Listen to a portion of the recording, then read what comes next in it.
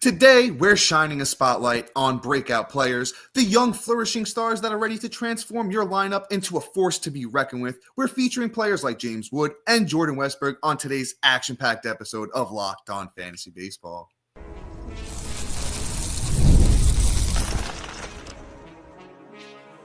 You are Locked On Fantasy Baseball, your daily fantasy baseball podcast. Part of the Locked On Podcast Network, your team every day. Hello, fantasy baseball fanatics, and welcome to the Locked On Fantasy Baseball podcast, brought to you by the Locked On Podcast Network, your team every day. As always, we're your number one source of fantasy baseball knowledge, and thank you for making us your first listen each and every day. I'm your host, Dominic Martino. You can find me on Twitter at DomMartinoFB. Here, as always, with my brother, my co-host, my partner in crime, Matthew Ane, and you can find him on Twitter at Matthew_Ane. If you're watching on YouTube and you haven't already, hit that little bell below. It will subscribe you to the channel and give you a notification every time we drop a new episode. Or if you're listening on the audio side of things on a platform like Apple or Spotify that allows 5-star ratings and reviews, we would truly appreciate it if you could do that for us. And lastly, but most importantly, to you guys and us this time of year, give us a chance on the Subtext platform. Through Subtext, it's an in-depth, personalized experience where you're going to get text messaging alerts right to your phone, offering so much more than we can in this 30-minute episode. And this time of year on Subtext, you're going to be getting our 2025 rankings, sleepers, breakouts, bust, and so much more.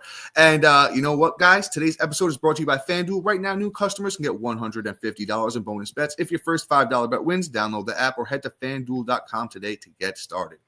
And all right, Matt, you know, we moved on from our positional rankings. We're getting into breakout players today. And guys, we have 10 must-draft players that you guys are going to want on all of your fantasy teams going into 2025. And Matt, why don't you get us started today with one of your breakout players for the 2025 season?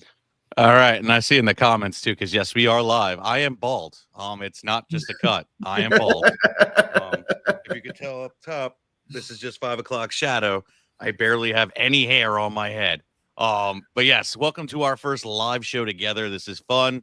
And yeah, we're talking breakouts, and I'm excited. So Jackson Jobe is at the top of the list here of the Detroit Tigers, and my guy is probably one of my favorite picks coming into this year. He's going at a good price. And he's honestly, you know, you can get him in almost the, third to last round if you're going with a standard, 5 bench and, standard Yahoo league. It's pretty wonderful. The kid actually had a good showing, even though he was coming out of the bullpen in the playoffs and such. But, he really looked good throughout the time he was up in the bigs, and it was wonderful. Truthfully, you look at it, the in-season, four innings, he had 2 Ks, he had, no earned runs and a 0.5 whip. Like, you can't really get mad at the performance, and the prospect pedigree is absolutely bonkers. You look at what he did last year in the minors over, a course of, A+, AA, and AAA, 91 innings, 96 strikeouts, an ERA of 2.85, and a whip of 1.12. This kid, it can really do a lot with what he has. He throws hard. He doesn't, give up a lot of hard contact, especially last year. Kept the average exit velocity down to 88 miles an hour. Only allowed hard contact 33.3% of the time. Again, small sample size, but still something that we can go off with some tangible data. On top of that, he actually has, a little bit of a repertoire. He has a 4-seam fastball. He has a cutter. He has a changeup and a sweeper. And yes, he was leaning heavy on that fastball, being that it goes 97 miles an hour. Yes, 97 miles an hour, and throwing that 56% of the time. But that cutter gets mixed in there and that changeup, and that's a deadly combo, and still mixes in the sweeper, which is interesting. So I want to see what he's going to be able to do this year. He's not going at a crazy price, and he's somebody you actually want to check out. I think that, quite honestly, he could be a difference maker going at the end of your draft, and he could be the difference maker for your whole rotation if you really think about it. Yeah, Matt, I love Jackson Jobe. He's on my breakout list this year as well. ADP right now for Jackson Jobe, according to Fantasy Pros, is around 256. I'm sure he's rising a little bit. He's had a tough spring so far, Matt. I don't know if you touched on that at all. First 2 starts, 5 innings, 3 earned runs, 1 walk, 4 strikeouts. So the whip has looked at least okay, but he's given up a couple of runs, 2 homers to be exact. So, not really worried about it as long as he's out there throwing. The stuff looks good. Matt mentioned the great stuff, gets up over 100 miles an hour with his fastball, has good secondary stuff too. Love Jackson Jobe for this year. And I want to say it's almost guaranteed that he makes the rotation. There's a world where, it doesn't work out for him, but that's really, I think, a slim to none chance unless there's an injury or Jobe or he just continues to be abysmal this spring. But I don't see that happening. I think he's pretty much a lock for the rotation. Draft him with confidence, unless that price gets too pricey, which it isn't right now. So love me some Jackson Jobe. Let's keep things pushing here, Matt. Let's jump on to somebody that I know we both have pegged as a breakout, but I stole him for this episode. Jordan Westburg. If you guys watch our mock drafts, he's been another mock draft darling. I think we've taken him in almost every single mock draft we've done this season. Westburg last year with those Baltimore Orioles played 107 games, 416 at-bats, 57 runs, 26 doubles, 5 triples, 18 homers, 63 RBIs, 6 steals, 22 walks to 97 strikeouts, and hit 264. Jordan Westburg was a major prospect, really did well down in the minors, had some strong seasons down there. Is going to be in a good spot in this Baltimore lineup that is looking pretty deadly coming into the 2025 season. I think they're hungry. I think Westburg, and he might have to pick up a little bit of slack. That Gunnar Henderson injury isn't really looking so good right now. So Westburg is going to have to be one of those key cogs in that lineup. I think he can do it. He has 2nd and 3rd eligibility on Yahoo, which is fantastic. He's another guy that's, I feel like the ADP has kind of been rising on. I'm going to tell you where he's at right now, according to Fantasy. Yeah, he's up a little bit. Right now, Jordan Westburg coming off the board as the 6th second baseman, pick 87. I still like him at that spot. It's still a spot where you're going to draft a guy that has, good power. Definitely going to hit a lot of doubles in that park, and they're also moving in the wall in Camden over there in Baltimore. So I think there's more home runs in there too for Westburg. Hey, he's a guy that can go out there, steal you maybe 15 bags. He's going to hit you for a decent average. I think there's a world where he hits 275 plus. So Westburg is somebody I love this year, going into his age 26 season, a little bit older than we would think for a prospect. That just means he's more primed and ready to go. Love Jordan Westburg for 2025. Yeah, I'm loving him more and more. I will say this, the back injury is giving me a little bit of a scare, but apparently it's due to, him staying in a house and, sleeping on a sore mattress, got a mattress topper, and hopefully that fixes it. He's nearing return, probably be back maybe this weekend. So if that all happens and he's able to, keep it going, then I'm happy. You don't hear a thing about the back. It does concern me though. You got a guy that's coming into spring and it has a soft tissue issue like this. You do get worried of, is this going to linger? Is this going to keep going throughout the season? And that's the biggest question mark I have going for him. The talent is absolutely wonderful. The problem is will he be able to play this year? So let's keep an eye on that. And I'll let you know. I have moved him down in my rankings about two spots, but that's not really much. But Jordan Westburg, I think I'm going to be drafting either way. He's a breakout candidate at 100%. I think he's going to be fine. We'll see. I mean, you know what? Fantasy football and fantasy baseball are kind of this thing. You don't want a camp injury. You don't want a spring training injury, especially like a soft tissue issue. They linger. Look at CMC all year last year. This year, it's one of those things. But we're gonna move on. I'm going to be able to fit in another guy here. That's Tristan Casas of the Boston Red Sox. Look, he went down last year with which is a crazy injury, I might add.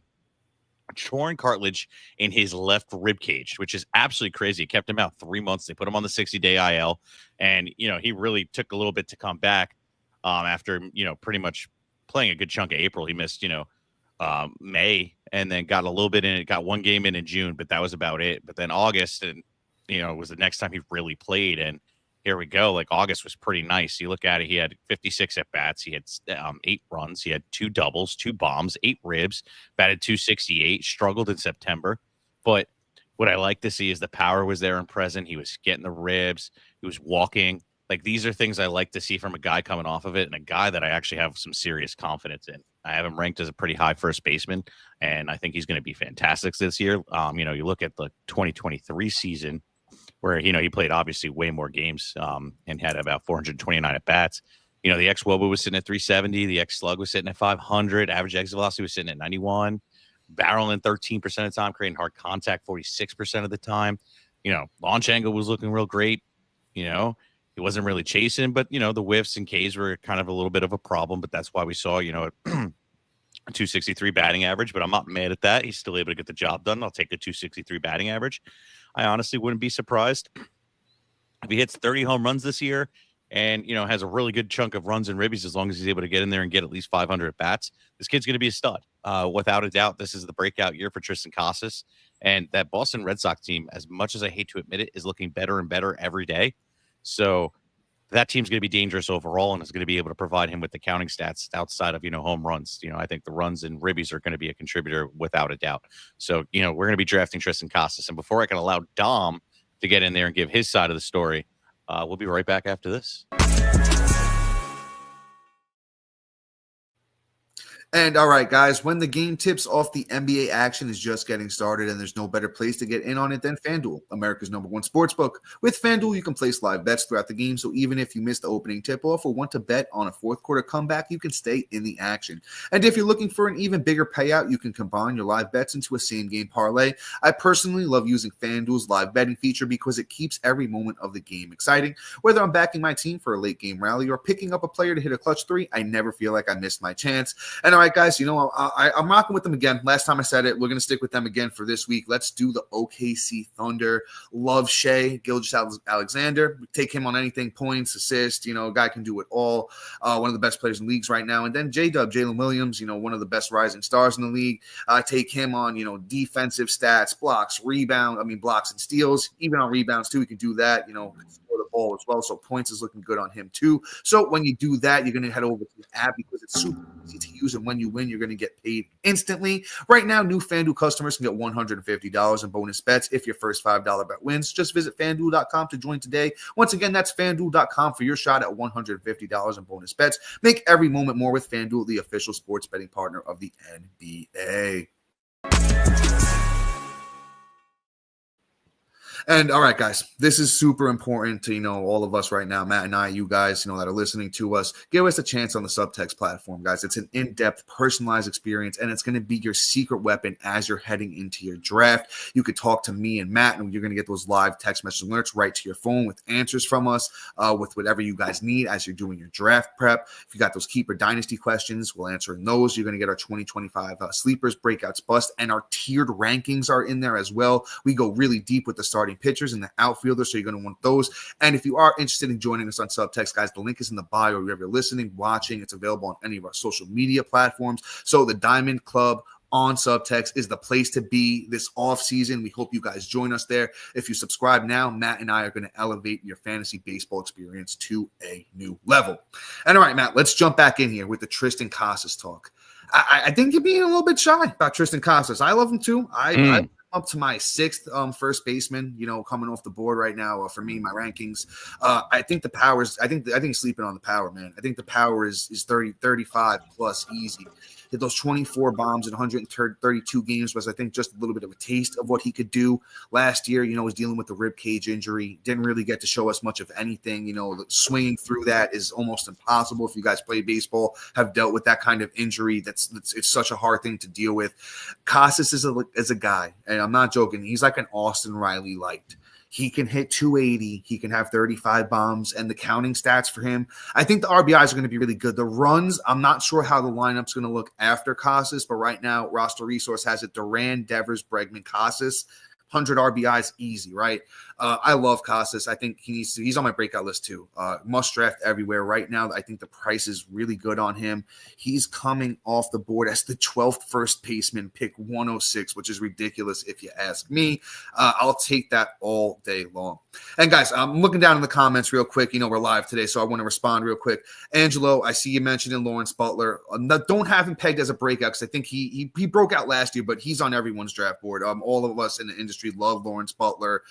He's going to be the man this year. They're playing in the smaller park.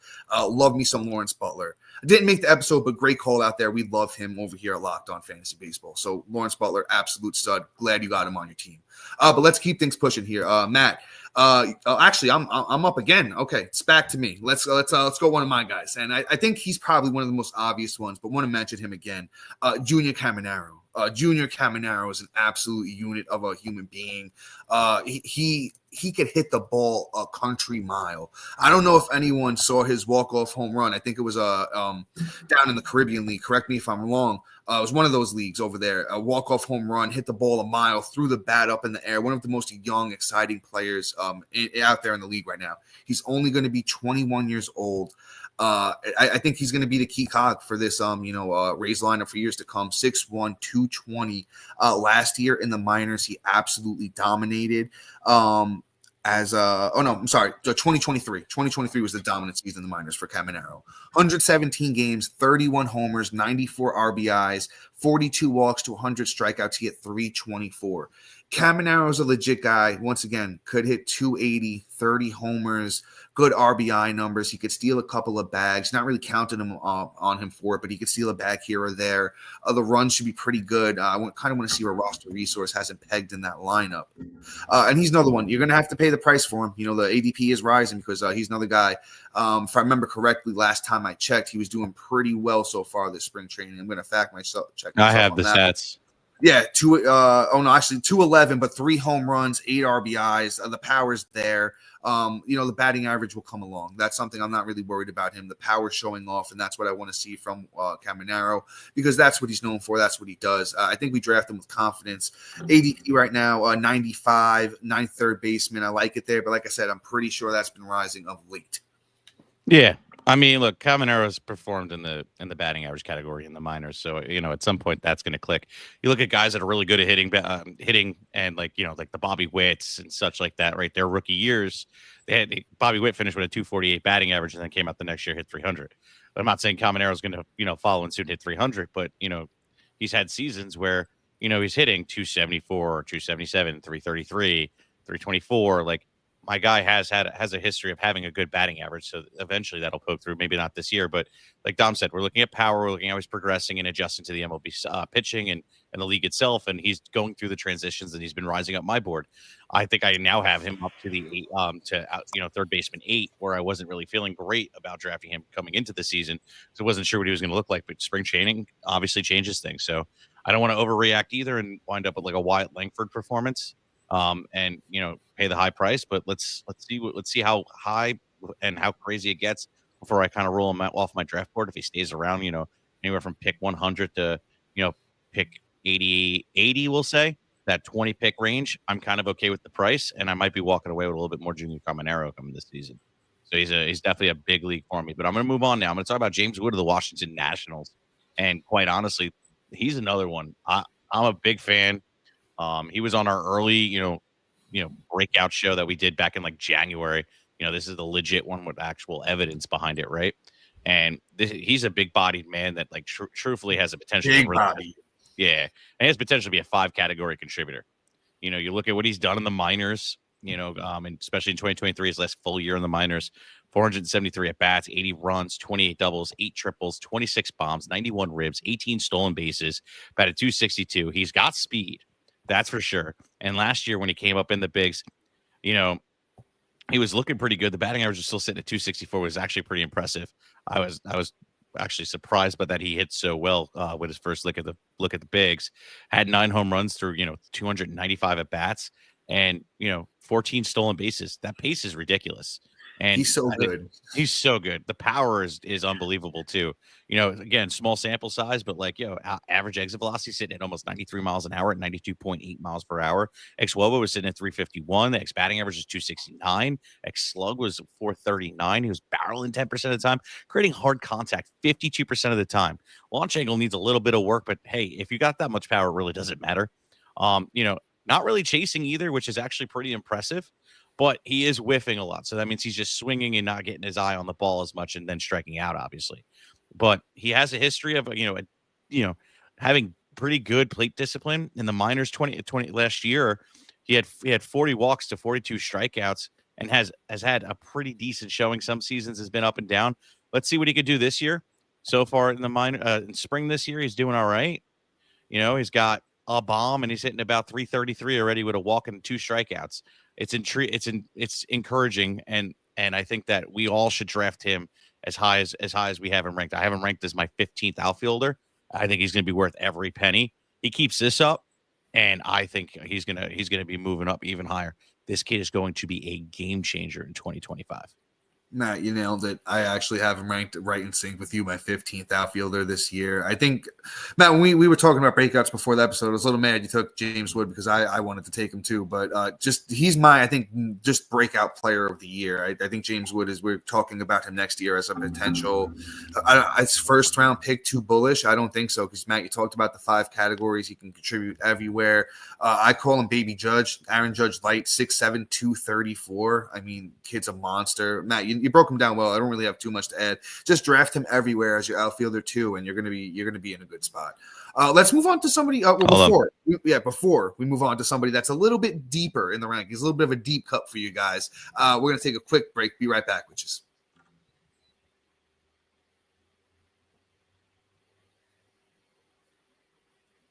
And all right, guys, little deep cut, little deep cut action for you. I'm going catcher. If you haven't been watching the mock drafts episode, he hasn't been in every one. He's been in a few of them, but deep cut here at catcher. Let's talk Ivan Herrera of those St. Louis Cardinals. Coming off the board at pick 292, catcher 19.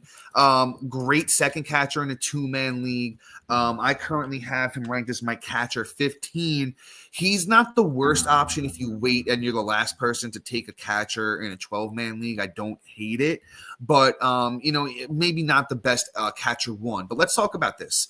Last year, short stint, 72 games, 229 at-bats for Herrera in the bigs. 37 runs, 12 doubles, a triple, 5 homers, 27 RBIs. He stole 5 bags. The plate discipline was great with 25 walks to 53 strikeouts. He hit 301. When I think of Ivan Herrera, he's going to be a guy that could hit around 300.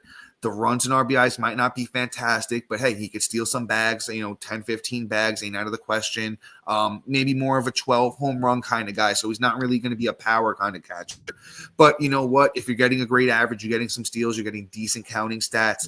I like Ivan Herrera. And I honestly think, we could bump him up a little bit. Like I said, coming off the board as the 19th catcher, I have him at 15. In your deeper leagues, you could take him, as a catcher 1. Your 15-man leagues, take him as a catcher 1. 2 catcher leagues, early catcher 2. I like him there. Like I said, 12-man leagues and shallower than that. If you wait, maybe. Otherwise, I'm not going to grab him, but at least throw him on the watch list. Throw him on the watch list if you're in a shallower league. See where things go with him. Yeah, no, I mean, I'm not mad at it. He's a target, somebody that's always going to be there at the end of the draft, and there is upside. So it's a great point out. And hey, he breaks out. You just got the advantage over at catcher, and you didn't have to pay anything. We're not paying anything anyway. It's part of our draft strategy and methodology here on Locked On.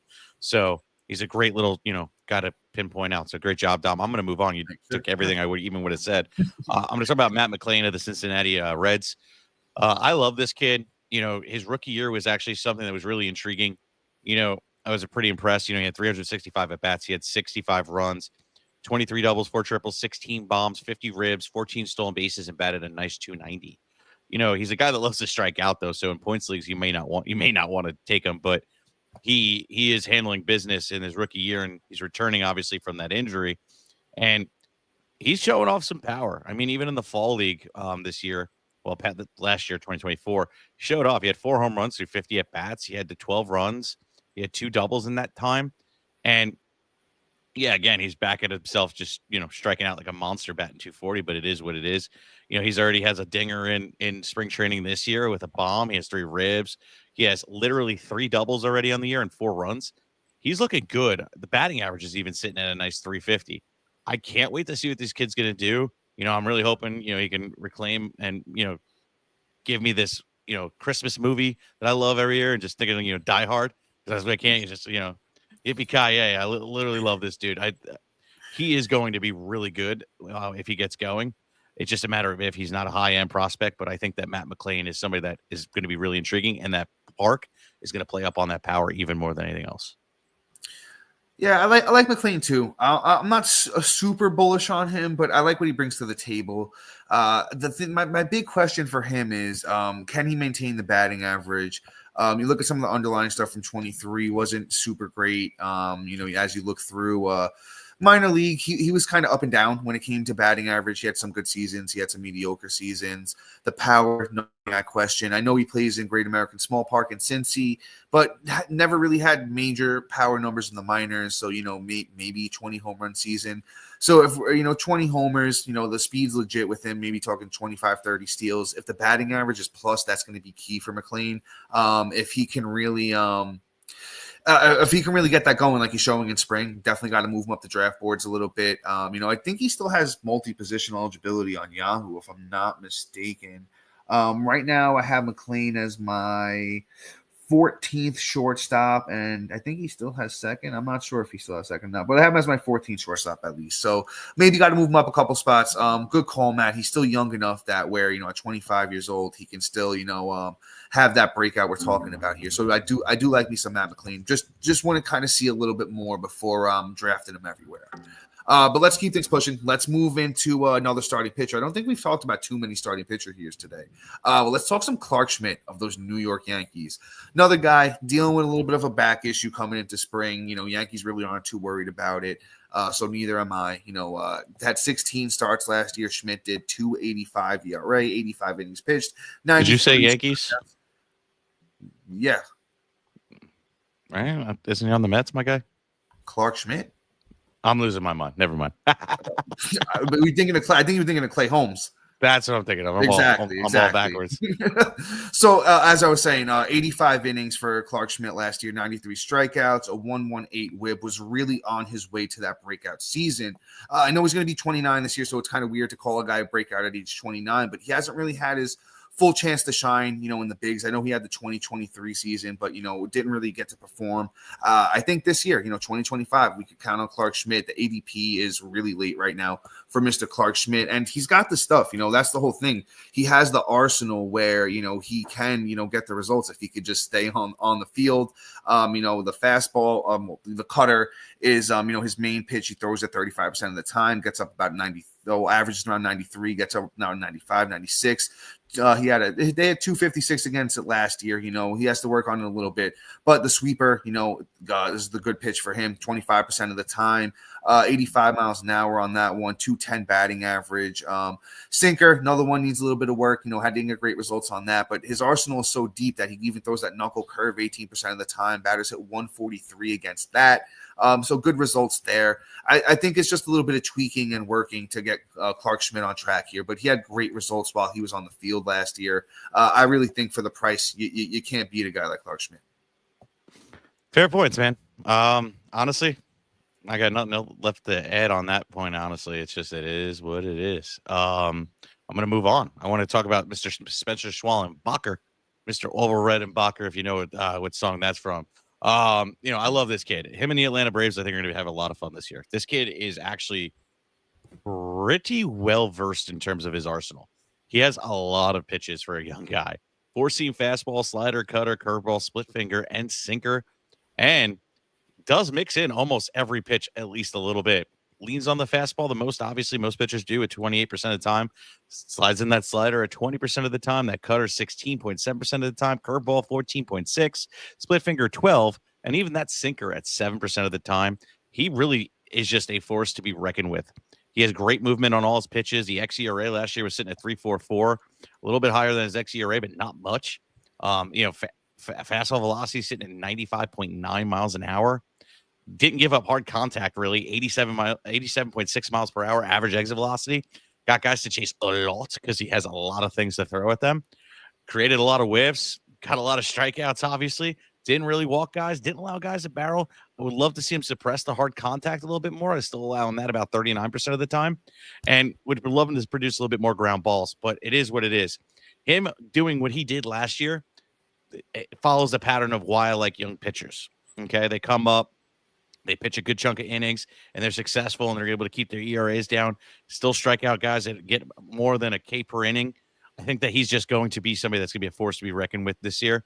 And, God, I'm telling you right now, he's going to be a top 15 pitcher going into next year. So that's where we're going to be drafting. This kid is going to be stellar. I'm rising on him more and more every day. I have him up to pitcher 23 right now, and I cannot wait to draft him.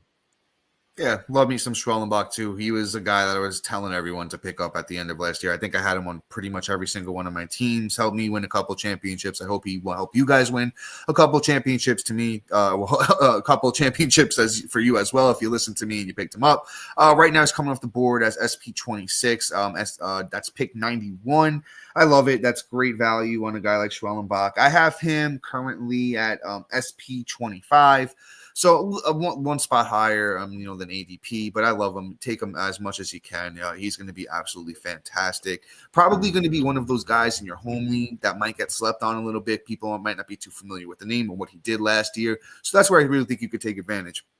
If you're in a little bit more of a, competitive league where everyone's really into it, you might have a little bit tougher time getting him because, as Matt said, he's flying up draft lists everywhere. I'm going to sneak in this last name because it's somebody you guys are familiar with. Just a quick update on him too. Wyatt Langford. He's expected to be back, within a couple of days. The oblique injury, I guess, is making the turn for the better. So I like to hear that. At the end of last year, over the course of the last couple of months, he had 8 homers, 9 steals, hit for a great batting average. The plate discipline was on the right track. Wyatt Langford, if the injury is scaring people off and that ADP is starting to fall, take advantage of it as much as you can because this is a guy, that's going to be 23 years old. We were drafting him really, really high last year because he was having a monster spring training. And I don't think there's any reason that we should be sleeping on him because if the injury looks good and he makes his debut and there's no setbacks, draft him a really, really high. ADP right now is 16th outfielder, but I think that's been dropping with the injury news. That's pick 48. I currently have Langford as outfielder 21.